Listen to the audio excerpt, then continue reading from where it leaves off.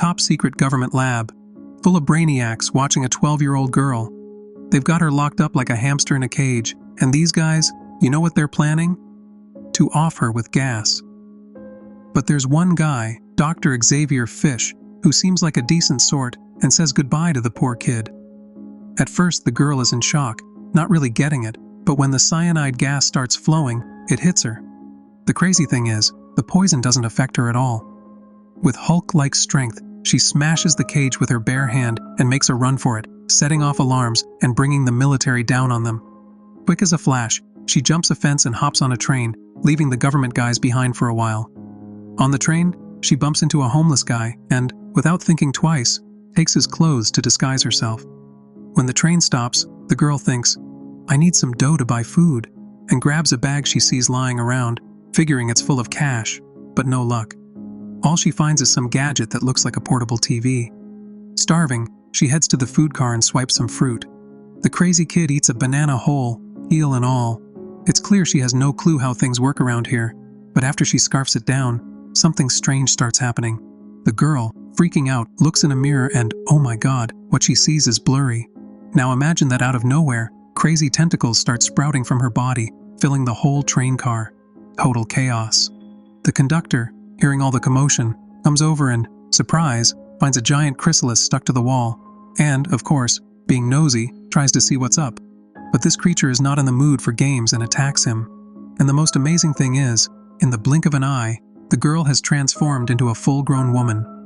While all this is happening with the girl, Fish, who's the head honcho of this whole operation, gathers a dream team to find her. This crew includes Preston, a tough guy you don't want to mess with, Danais Midson, a dude who can talk to the dead, Dr. Stephen Arden, a know-it-all anthropologist, and Dr. Laura Baker, a molecular biology whiz. Fitch fills them in on the whole Cial situation. Now the story gets even wilder. In '74, they sent a message into space because, why not, just to see if anyone would answer. And guess what? 2 decades later, a mysterious civilization responds, and man, what a response. They give the Earthlings the DNA of an alien and instructions on how to mix it with ours. And what do the scientists do? They mix it, of course, and this girl, Cial, is born. Dan, who's a real whiz at reading people's emotions, tells the team that Cial can't stand being locked up anymore and that she has incredible power bottled up inside her. And according to Fish, she's changed a lot, and super fast. Imagine completely changing every 3 months. That's how she is. And on top of that, she gets super aggressive when she sleeps. With all this going on, the higher-ups decided it would be best to terminate her. Fish is super worried because he thinks Cial could hurt someone if she feels cornered, or if she thinks her life is in danger.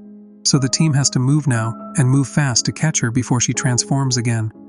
Imagine you're on a train and overnight, bam, you turn into a girl who looks 21 years old.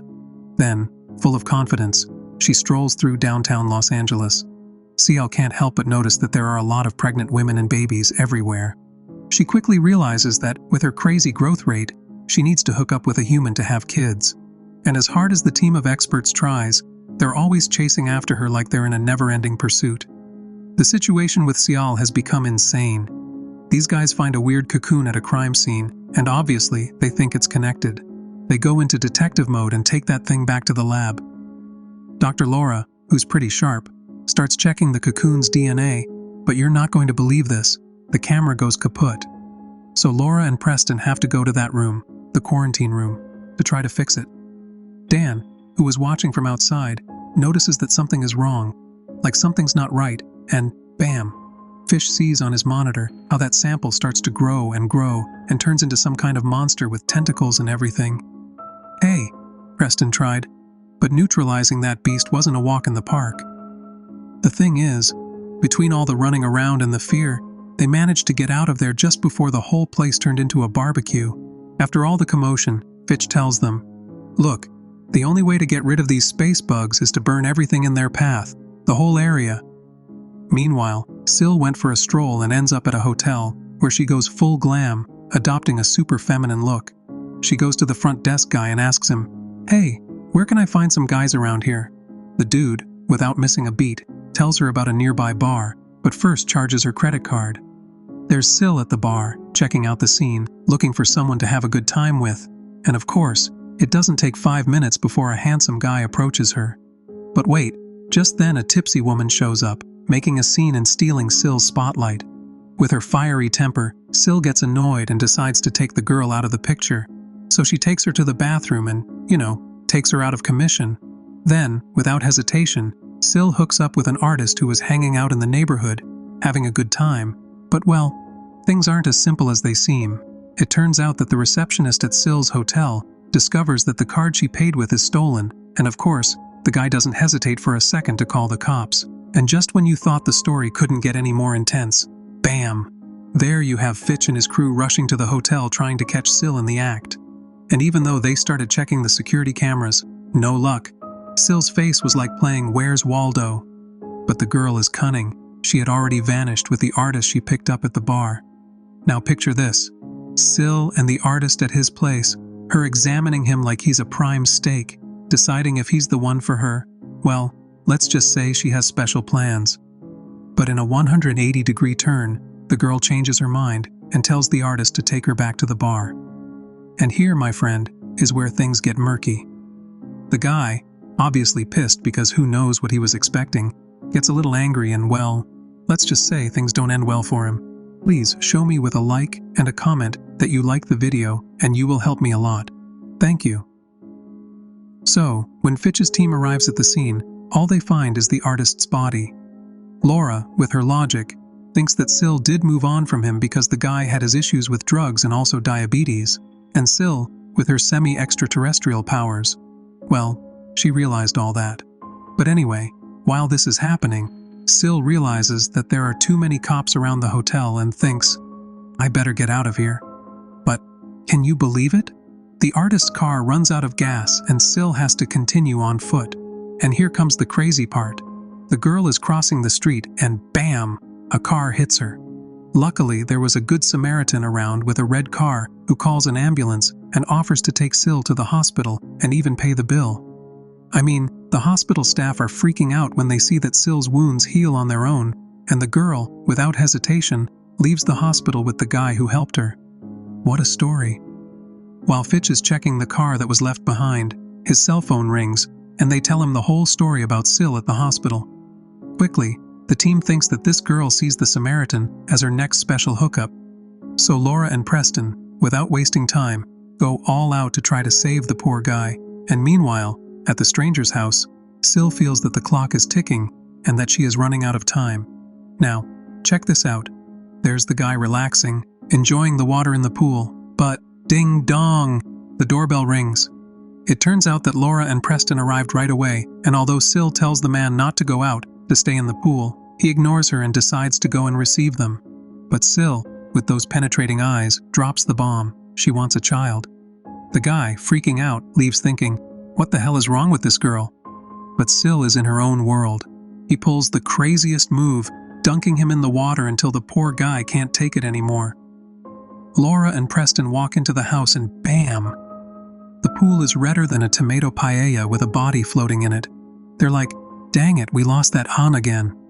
Meanwhile, Chief Sial is out and about, and just like that, she jacks some chick's clothes and car, cruises past the cops, and starts gossiping about everything she's doing. And to top it off, she has this super cool ability. She can replay in her mind what some guy named Fish says. Later, at the house of the girl she left stranded, Sin goes into strategy mode and cooks up a plan to ditch the cops. In a crazy move, she rips off her thumb and swaps it with the girl's. Can you believe it? Then, like someone going on a shopping spree, she gets her hands on a ton of fuel and fills the car to the brim. On the other hand, Civil sets up a meeting in front of a bar, but when Dan tries to warn his people, Sin shows up with the woman tied up in the car. And this is where things get really good. They get into a chase that'll glue you to your seat, but Sin, who's slicker than snot, makes everyone think the woman has kicked the bucket by sending the car downhill until, boom, the car explodes. With everyone freaking out and the car in flames, Sin escapes as if nothing happened. Wow, after thinking everything went perfectly, Fitch feels like the king of the world and decides to go all out, taking his team to celebrate at a bar. Victory deserves to be celebrated, right? Meanwhile, Syl, who has dolled herself up with a new outfit and a hair makeover, continues her master plan, and now, ta-da! She has Preston in her sights. The guy goes to meet his secret hookup, who, surprise, surprise, turns out to be Laura. It turns out that these two, working side by side, not only shared reports and coffee, but also secret kisses. Syl is in another room, keeping an eye on the party they have going on, and, oh surprise, she realizes she's in Steven's room, just as Steven walks in with that, "Oops, I got caught," look on his face. She focuses all her attention on him, and of course, she doesn't waste any time. In no time, she's trying to make Steven only have eyes for her, and she succeeds because in the blink of an eye, they're having a good time together.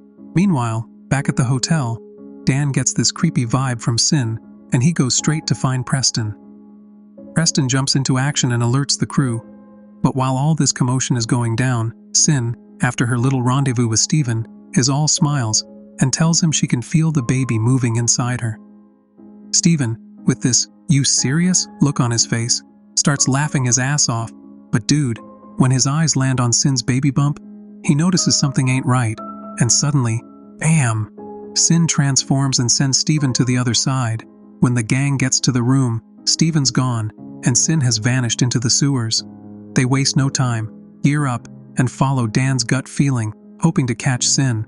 Things get intense because while they're running around like crazy, poor Fish meets a nasty end, and yep, Sin has unleashed her true self, a total monster mama who'll give you nightmares. Dan enters this dark underground place, and boom, he finds a baby, but not just any baby, this one has tentacles. The little guy takes out a rat with one of those tentacles, like it's no big deal, and takes a bite. Dan, seeing this, is like, no way, I can't just off this little dude, I better take him alive. But surprise, the little guy launches an attack on Dan, who luckily manages to dodge it. Then the kid morphs into this seriously creepy form, and Dan, without hesitation, pulls out his weapon and bam, knocks him out. Now we switch scenes. Dan, somehow, is at the edge of a cliff, like something out of an action movie.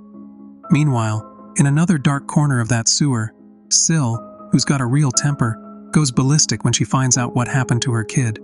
So Preston, without thinking twice, unloads his gun until the beast is dragged out of the fiery mess. Meanwhile, Laura and Preston are trying to rescue Dan, but Sin manages to trap him in the flames. But here comes the epic moment. Preston, with his last bullet, takes aim, and bam! He shoots the creature right in the head, putting an end to that whole sewer dilemma once and for all. Finally, the trio emerges from that underground hellhole like they just completed a mission, breathing a sigh of relief. But the adventure doesn't end here. I'll catch you in the next video recap.